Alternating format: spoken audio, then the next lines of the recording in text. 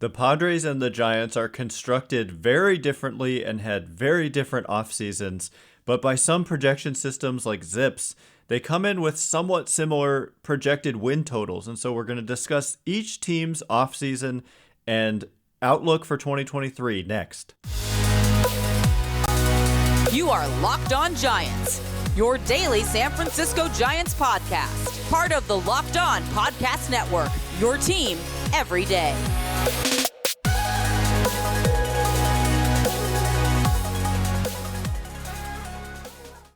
Hello and welcome to Locked On Giants, part of the Locked On Podcast Network, where it's your team every day. My name is Ben Kaspick, and on the show we provide daily episodes Monday through Friday talking about the San Francisco Giants in a way that's data-driven and rational, but also simple, passionate, and accessible to all. I'm a former contributor for the baseball statistics and analysis websites Beyond the Box Score and Rotographs. I've been podcasting about the Giants since 2015, and I'm a lifelong fan. Thank you for making Locked On Giants your first listen every day. We're free and available wherever you get podcasts.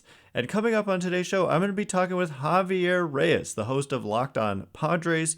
We're going to discuss each team's offseason, of course, the Giants with Correa and Judge and all that disappointment, but then actually what they did accomplish and where that leaves them going into 2023. The Padres getting Xander Bogaerts, but at the same time, their future looking a little bit more and more in doubt with some key opt-outs like Manny Machado coming up and Juan Soto in a couple years reaching free agency as well. And so all of that and then projecting how are these teams going to do in 2023, we'll get into it next. Here's our conversation.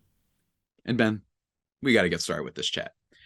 As I alluded to, the Padres, and this could just be me and my own naivete, right? I did not expect the Padres to be the team that was talked about, with the exception of the New York Mets, probably the New York Yankees because of Aaron Judge and Carlos Correa, to be the team that everyone was talking about. This is a team that heading into 2021 was a little bit of a sleeper, right? They had an underwhelming 2021 to say the least. And then they go into 2022, they shock the world, they make the playoffs, they beat two 100-win teams. And my thing was, all right, let's get all those tertiary pieces. My God. And I was like, oh, maybe like a Michael Conforto, who we're going to be talking about in a little bit, maybe those type of players. And then they go out and not only do they extend Robert Suarez, which was a shocking moment within and of itself. They extend Yu Darvish. They do all these things. They go out and sign Xander Bogaerts to an enormous deal. And even before that happened, they were rumored to be in on Aaron Judge too. And they even offered Trey Turner a whole bunch of money. And that's just like, it shows you that really, I mean, we've been doing this podcast and crossover for years now. I've been talking to you forever, just waiting. Like, when are they going to like calm down? When are they just going to be like, all right, maybe I won't do a trade this offseason. I'm still waiting for another trade from AJ Preller. But then on the Giants side of things, they were rumored to be all the way in on Aaron Judge. We could talk about Arson Judge, that whole kerfuffle, right? All of he's in San Francisco. He's got the Instagram story, and then the Carlos Correa ordeal. And I think personally, the first thing I want to ask you is, was the Giants this offseason that disappointing? Or do you think it was overblown just a tad bit? Because they did end up with at least some players. And I think they can say that, well, a lot of other teams can't say the same. They didn't do anything this offseason. So what do you think? I mean, it really is a combination of both, I think. It's like profoundly disappointing, especially like it's one thing to pursue a guy like Judge and then he goes back to the Yankees, which always seemed like the most likely outcome, even though the Giants really were interested and it felt like they had a real shot given that he grew up a Giants fan like an hour and a half away from San Francisco. It's one thing to miss out on a guy like that who just goes back to the Yankees, but the whole Correa thing, I mean, thinking you have him. I mean, you relate a little with the Max Scherzer kind of Ken Rosenthal premature Scherzer to the Padres ordeal. So, but I mean, for Correa, we thought we had him for a week. A whole week went by between the reported deal, $350 million over 13 years. I'm already kind of forgetting exactly the terms. It was 350 over 12 or 13 years. And then to have it fall apart the day he was scheduled to have his press conference. So we're sitting there waiting like a few hours away, or maybe even less than that, to have him introduced at the stadium. And that's when we hear just this kind of cryptic message: the press conference is postponed with no explanation. And then later that night, he's on the Mets. I mean, and then that didn't last either. So that whole Mm, situation was insane. But like you said, if you just kind of take out the emotion of all of that and look at objectively what did they do, they added, they brought in, including bringing back Jock Peterson, 7 kind of quality players, none of mhm, whom are on the level of a Correa or a Judge. I mean, you've got guys with upside, like you mentioned, Michael Conforto. So overall, I think it was a solid offseason, but the just the turmoil and really it felt like the time was now for the Giants to do more of what the mhm, Padres have been doing for several years now, which is kind of overextend themselves and go out and get that impact star level player. And they really, really tried, but mhm, ultimately, it feels like, getting your toy taken away from you on Christmas. It mhm. just it stinks, but when all is said and done, I think they should be all right, but it doesn't make it any less difficult. Yeah. And you allude to the Ken Rosenthal thing, which is true, but I only had to suffer with that, to be honest, for 24 hours. And I will talk to the day I die. I still remember no pass and tweet after it for like 2 hours, and I was getting nervous. I was like, something's wrong here. This is weird. Like, why hasn't pass and tweeted out? But with the Giants, I mean, if I'm not mistaken, Correa was literally like about to give his introductory press conference. Like, it was this whole drama filled offseason. And I agree, they did add some quality players. They added my boy Sean Manaea, you know what I mean? Who was the Mm-hmm. last time I saw him, he was certainly not my boy. But they at least added players. And I think there's a lot of teams this offseason that did not at all. And I think that they should be absolutely blamed for that. And I don't think this is I call it the Danny Ainge effect, where teams leak to reporters or it gets out. They really tried, though. They really tried for this guy. And then for some reason that goes out for 6 years and people don't catch on to the fact that they're just saying that. The Giants literally gave Correa all that money. Like, that happened. So Mm-hmm. you have to also expect that they also try to get Aaron Judge. So it wasn't a lack for trying. And I think that that's kind of like one benefit, if you're looking at it from the Giants perspective, is, well, they did try. And this is a team that has a bunch of money that they're ready to spend. It was being talked about for a whole year, and their farm system isn't quite as like loaded as I think maybe people thought it was going to be at one point. So at least they did something. And again, like, we just had the Brewers last week, nickel and dime, like the best pitcher in the National League, probably over 800K. So if from that perspective, Giants fans, from someone sitting far away, I know it's easy for me to say now that Xander Bogaerts is on my team, I would at least look at it from that perspective, that they clearly tried. And hey, who knows? Maybe they're just saying, hey, let's look to next year. There's some good free agents next year. There's always some good players. So I don't know. I just felt like at least they did something. And I think that Michael Conforto is going to finish top 6 in MVP voting. That's my prediction. Ooh, that would be, they would take that. But, a lot of Giants fans have grown weary of the opt-outs that they've given to a lot of players. Like Carlos Mm-hmm. Rodon, as great Yeah. as he really was as good as they possibly could have hoped last year. But, the way that the contract was, they expected him to be good. And if he was good, he was going to opt out. And if he was going to opt out, they probably weren't going to bring him back. And so I think Giants fans have also grown a little bit tired of that when you compare it to Xander Bogaerts and Manny Machado, although he has his own opt out coming up, which is something I want to talk about later. Yeah. But, that was like, what, 5 years into the deal, there's an opt out. So, Conforto has an opt out after year one. Mitch Haniger has an opt out after 2 years. Sean Manaea has an opt out after 1 year. Ross Stripling has an opt out after 1 year. And so I think people are tired of like kind of cycling through players. I believe it leads to, you got a season of an ace and you don't have to take on the risk, like with Carlos Rodon, of a long-term deal for pitchers who often break down. Yeah. And so there's like benefits to it, but also from a fan's perspective, you don't get to like grow attached to the players in the same way you do when you find out we've just signed Xander Bogaerts for, what is it, 11 years? $280 million. Right. And you're just like, all right, well, if I'm a fan, I could buy that jersey and I can wear it for 11 years and, we're good. Whereas Yeah. Rodon, it's like, I don't want to spend my money on a jersey for a guy who's going to be here 1 year and then leave. And so the Giants, they needed someone to like anchor be the like face of their team, and they tried. I mean, they offered Judge reportedly the exact same deal that he ended up taking from the Yankees, 9 years, 360.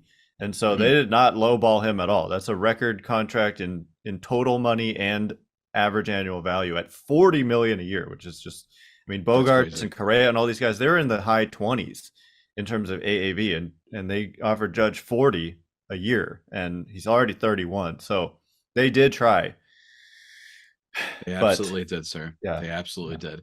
But yeah. before we continue talking about maybe my team's offseason, because I know you have some questions prepared regarding Mr. Xander himself, and I will be happy to answer them. But while it is spring training and whatnot, and we're in the middle of the spring training, we're also in the middle of the NBA season. I don't know if you knew that, Ben. Stuff is happening. People are complaining about players moving. Speaking of players that are going to be gone after a year, people are complaining about that with basketball and whatnot. But I promise you, over at FanDuel, they can make basketball very exciting, very fun, because they help you out with all sorts of wagers, all sorts of bets, whatever you want. They've got you there. America's #1 sports book. And new customers get a no sweat first bet up to $1,000. That's bonus bets back if your first bet doesn't win. Just download the FanDuel Sportsbook app. It's safe, secure, and super easy to use. I will be checking that out personally. I'm not the biggest gambler in the world, but they've got everything you want. If you want to bet on Jason Tatum for MVP, go for it. If you want to be a boring person and just bet on Jokic to win MVP, you could do that too. Whatever you want. Maybe you want a sleeper. We got San Francisco Giants bet on here. I don't know. Maybe you want to bet on who the heck is on the Warriors? Jordan Poole to win Sixth Man of the Year or something like that. I don't know, but they've got stuff for you. Let me tell you. So go check that out, guys. No sweat first bet up to $1,000 in bonus bets when you go FanDuel.com/locked on. That's FanDuel.com/locked on to learn more. Make every moment more with FanDuel, an official sports betting partner of the NBA. Then now it's your turn to ask me, because we've spent a lot of time on the Giants, which I would still like to talk about them. I genuinely believe Michael Conforto is going to be awesome. I think that this is, while it is the opt-out thing is a thing, I look at the Padres team and I say, yeah, I mean, you have those reports coming out about Heim Bloom from the offseason, which is another reason why the Xander signing made me so happy. I got to see this Red Sox fans cry. Not only do I get to drink the Dodger fan tears, which I've been doing for like 4 months now, I also get the Red Sox people and Heim Bloom apparently being shocked that he wasn't going to accept like $190 million. Again, incredible stuff going on in baseball from a comedic perspective, if you're twisted like me. But what do you want to ask about the Padres? Because I imagine that, they had a super big offseason, and this is, if you told someone 10 years ago, hey, the Padres are the one, not the Giants, right? Not the T-backs, not the Rockies, the Dodgers a little bit. But if the Padres would be the team, I imagine that would shock a whole lot of people. It would. And my question, I want to take like a big picture view, because what I'm Mhm. seeing from the Padres, and maybe this is just what I'm hoping that I'm seeing from the Padres as a biased Giants fan, Yeah. but I'm seeing some trouble down the road. Not right now. I think right Mhm. now with Tatis coming back, we'll see how that goes, how he performs and kind of reintegrates with the team, because I know that he hasn't pleased a lot of people there with his behavior over the last, Mhm. with the motorcycle and the PE, which accident, which motorcycle accident, and then the PEDs. That's uh, still amazing that he said that. which Just a one? wild boy. I cannot believe he let that slip out. Which one? He was trying to be funny about it too. It was like, oh It's my like, god, oh dude. my god. So we'll see how that goes. But I mean, obviously, he's an incredible talent, or he was, and we'll see if he can get back to it when he comes back off the Mhm. suspension. But I'm also seeing, Yu Darvish extended to Yeah. be, he's already pretty old, and you give him a pretty long 5 more years, I think, on top of this upcoming year, so six Mhm. total, right? Mhm. Um, into what is he gonna be, like 42 when the contract expires, something like that. Yeah. And then Blake Snell, is this the last year of his deal coming up right now? Yes, this is the last deal. Or Last year last year. deal, Mhm. last year of Snell, and then Machado has the opt out, and then Soto, who I think, a Boris client who they just typically don't agree to extensions before free agency. And so there's a scenario out there where Snell is gone after a year where Machado opts out, possibly leaves, they possibly bring him back, but possibly leaves, and then Soto, the Yeah. possibility that he reaches free agency and leaves, and then all of a sudden Xander Bogaerts is in his mid 30s. You Darvish is pushing 40, Hmm. and you've got Tatis. So I just wonder. I know that sustainability. There's like all this articles written about the owner talking about he doesn't want to hear about sustainability and all that. Hmm. But I'm just as good as they are now, like 2023 Hmm. on paper. Like I guess there's so many questions there. Like, do you think Manny Machado might leave? Is kind of my first question. With this, he said he's going to opt out, and another 5 years that he'd be Hmm. opting out of. What is your feeling about the future of Manny Machado and if he's going to be back in San Diego? I am leaning more towards that he'll stay. I think that the Juan Soto thing, I think that I talked about that. Xander Bogaerts, some of the deals that they've given, one might view that as them hedging their bets, them saying, all right, if we can't bring in Manny, we still can go negotiate with Soto. We can negotiate with all these other players, which is fine. I think, though, in the end, I tend to lean on the side of look, Juan Soto, I mean, I think it's good that the Nationals traded him in quotes because I really do think that that team had absolutely nothing. And they have these giant albatrosses in Strasburg and Corbin. And they still offered him that $455 million offer. That's not terrible. This is not like, Brian Reynolds getting offered 6 years, 60 million or whatever the heck it was, right? Like this is an actual offer. And they said, all right, might not be the best smart baseball decision, but this guy is a superstar. So let's have him stay here. And he declined.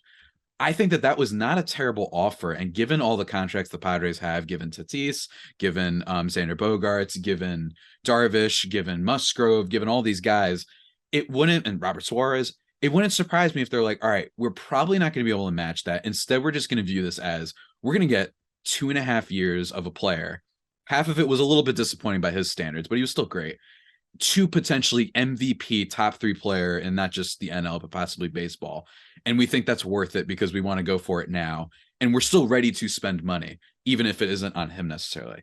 I think Manny wants to stay. I think that it's kind of one of the dumber things we do is overlooking into, oh, he's going to leave. He's going to do. Everyone said Aaron Judge was going to leave. In our own locked on DM, we're like, he's a Giant. Like it just happened. Everyone's like, he's a Giant. And then he ends up resigning. I think that hometown discount doesn't exist in the sense of they will take significantly less money. I think it exists in the sense where they're like, yeah, I'll listen to you guys first, though, because I really do want to be here. And you get like the first and final offers. I think that part might be real, but you can't pull what the Red Sox did, right? You can't like say, oh, how about $60 million less to stay?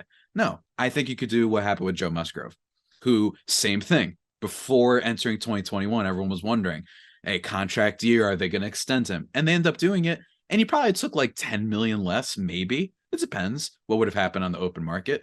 But he was cool with that because he truly wanted to stay. So that's kind of how I view it. And even still, 2 years with Soto is still awesome.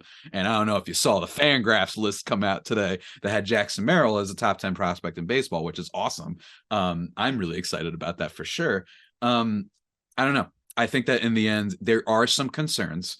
But I'd rather have those concerns than be some of these other teams that are more concerned with money, unfortunately. But there's definitely there's a universe in which Tatis is all the things that you said. Maybe they don't bring back Machado. Soto leaves. Darvish doesn't age well. It's possible. And even Xander Bogaerts, this is a guy who only hit 15 home runs last year. It's his highest ground ball rate since 2016. So there are at least some potential fears there. I'm not as concerned because he's been good for like a decade, but even still, there's definitely a world where this turns out poorly. And I don't think the Padres should be so bullish as to do the thing they've been doing on Twitter lately, which is yelling at everyone that voices any sort of concerns about their roster. Have they been doing that? I haven't noticed. They did that with Tatis. Someone wrote such a thoughtful, done, researched article on Fernando Tatis Jr. for this year. not years ahead. They were just like, expect, we've looked at it, WRC plus, let's look at all the people that had the same injury. It went down by like 10 points, which isn't even that bad, by the way. No, because he starts from such a high level. Yeah, it's like it's a 150 to 130. It's like that still sounds pretty good, man. So the Padres Twitter gets a little bit defensive sometimes on things, I think. And speaking of, that's actually funny because my next question was about defense. That's another thing. I'm like giving you the tough questions because obviously I think the Padres are maybe even better than the Dodgers at this point for 2023. And some of the projections agree with that. In fact, you mentioned Fangraphs, they have using an average of Steamer projections and Zips projections, they have the Padres as like 4 or 5 games ahead of the Dodgers in the division right now. Which would be if the Giants aren't going to win it, I'd rather the Padres than the Dodgers. So I'd be cool with that. But of course, the Giants number one by far for me. But defense, that's part of where I have some questions and like concerns about what they're doing, like because they're moving people around. You've got Tatis was the shortstop, but then the injuries with the shoulder, right? Yes. So they don't want to make in so many throws and competitive hard throws, and so they're moving him to the outfield. And also the part of the reason of moving him to the outfield to me initially was like you've got a really good defender in Ha-Seong Kim at shortstop. But then they go out and they get Xander Bogaerts, who's a shortstop and probably a lesser defensive shortstop than Kim, who's I think one of the best shortstops defensively in the game.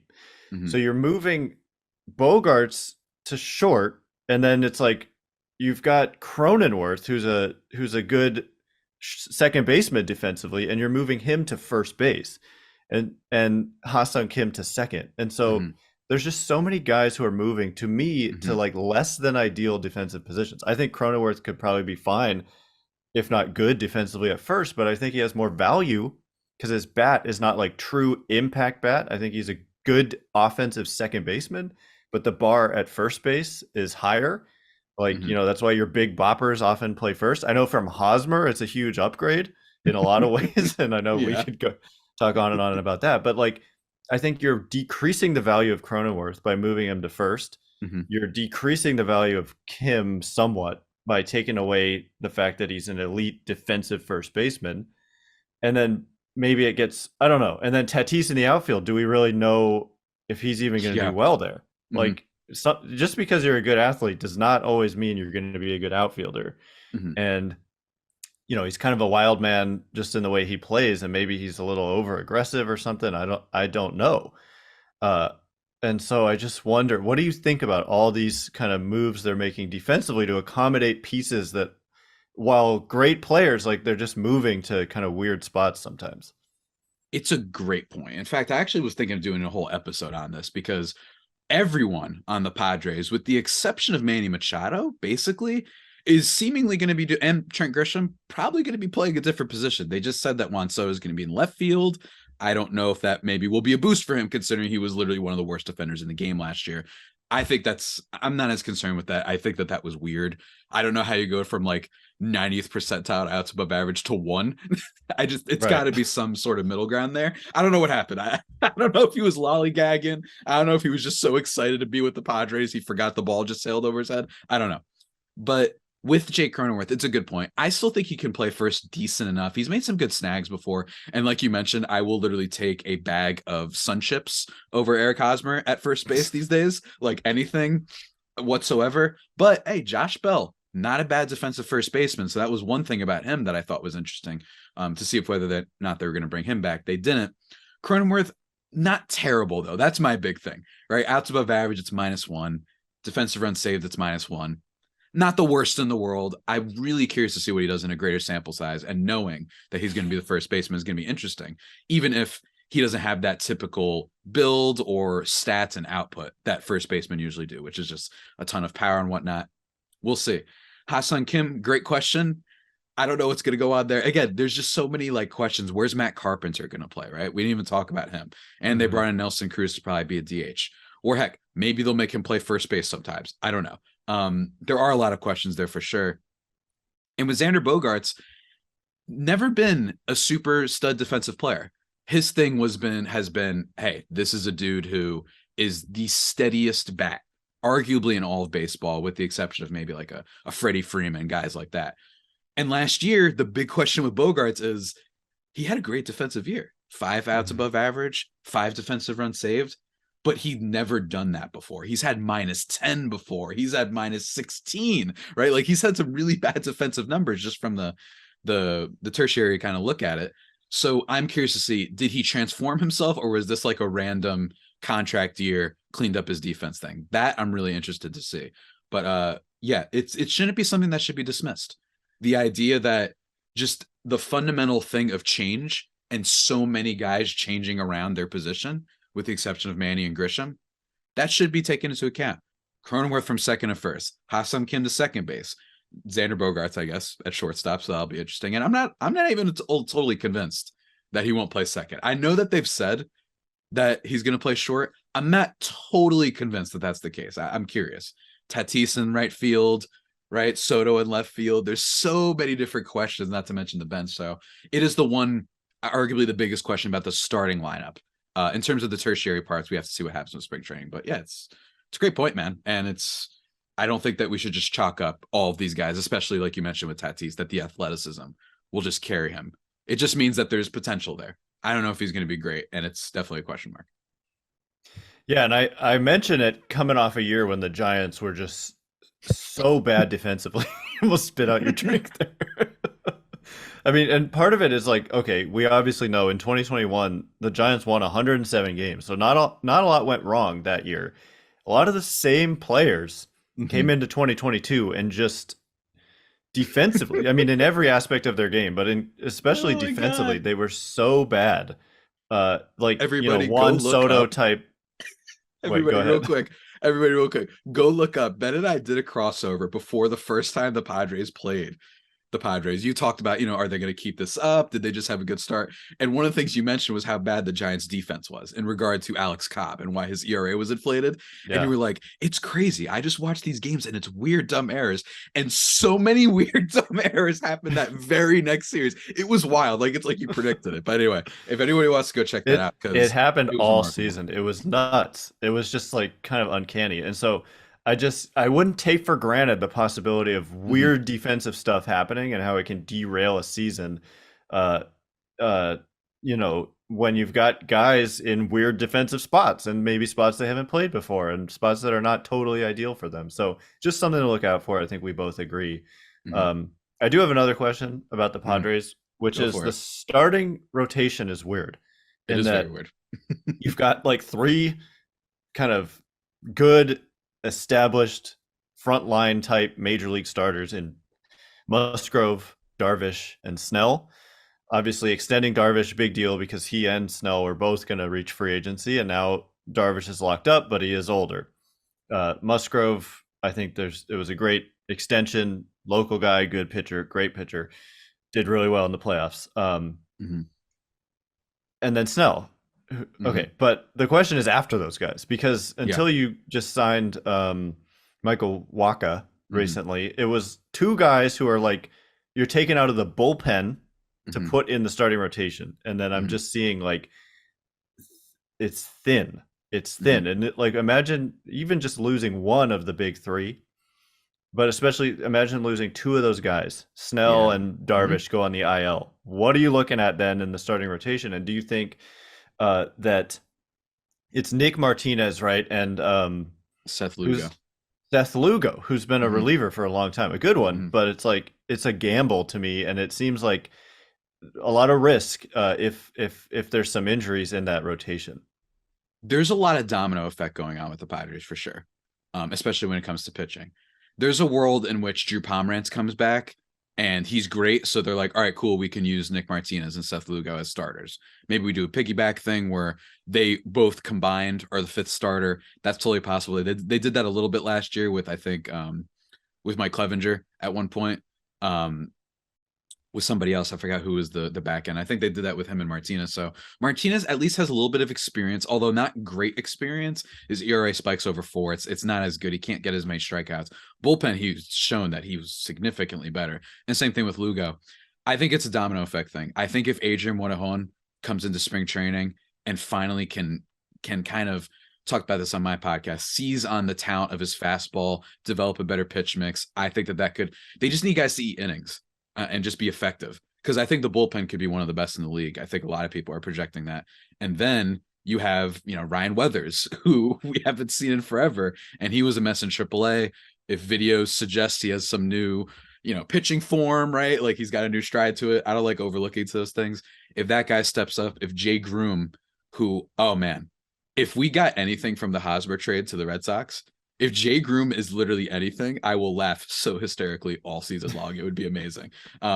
So really, they're just hoping for someone to come out. But guys like Brent Honeywell, Julio Teheran, feels like the book is out on those guys. But like you said, absolutely. If anything happens, and they were pretty healthy last year, it's something that shouldn't be dismissed as the Padres had like a decent amount of health aside from Tatis. Like they were a pretty healthy team overall. They didn't get crippled by injuries so much. So you do have to worry about that. I'd argue every team does, but there is a scenario in which you're like, oh my God, it's Joe Musgrove versus the world. We're starting Julio Teheran tonight against the Dodgers. What's going to happen? So yeah, it's definitely a concern, but I will say with the aforementioned Jackson Merrill just rising in the rankings, AJ Preller's incapable of not making a trade. He can't help it. He just can't help it. So I think that is another thing that could happen at the deadline is they can go out, whatever starter is breaking out, whatever Corbin Burns, right? If he's super disgruntled because the Brewers are ridiculous, not impossible. So that's what I would kind of expect. Yeah, you can't rule them out at any trade deadline or in any offseason, apparently, to make that big move. And what's so interesting, just to kind of finally compare these two teams, I think that what's so interesting is that the Giants are kind of the opposite in that they don't have that top tier talent per se. You've got obviously Logan Webb is really good, and so you got some good players there. But the Giants starting rotation, just by comparison, is so deep that they've got Anthony DeSclafani, who had a 3.17 ERA in 2021. Last year had an ankle injury, only made 5 starts, but he projects into the bullpen along with Jacob Junis, who made a lot of starts for them last year and it was actually pretty good in that starting role. Kind of tailed off at the end of the season, but those are two guys who project into the bullpen because they've got Webb and Cobb and Wood and Manaea and Stripling, and then they've also got a kind of stud prospect, also considered by some to be like a top 10 prospect in the game, who's kind of on the doorstep of the majors. So the Giants' strategy, and it's not just in the rotation, but also their position players, and I would even say in their bullpen, they just got a lot of depth. And so it's a very interesting comparison between these two teams. It's kind of like, will the depth win out over the course of 162, or will it be that high-end talent? And I think it's going to come down to for the Padres to health. If you lose 3-4 key top guys, then I think the Padres are in some trouble, whereas the Giants would be able to withstand that. So, look, I think the Padres are the favorites over the Giants in the division, but some projections have them a little closer than you might think. The Zips projections had the Giants at 88 wins and the Padres at 91. And so it's not far apart. And I can't wait to get the games going and see how it plays out. I can't wait. I'm so freaking excited for this year. Not to mention we got World Baseball Classic stuff too, as a little appetizer. But everybody, that about does it for today's edition of the Locked On Padres podcast and the Locked On Giants podcast. In case of the Padres, might be the only pod better than the Padres themselves. Ben, give the people a plug. Tell them what you got going on before we close this thing out. Well, it's just the daily Locked On Giants podcast, just like Javi's, Monday through Friday, wherever you get your podcast, including on YouTube. And then you can check me out on Twitter at Ben Kaspick, Kaspick. And what about you?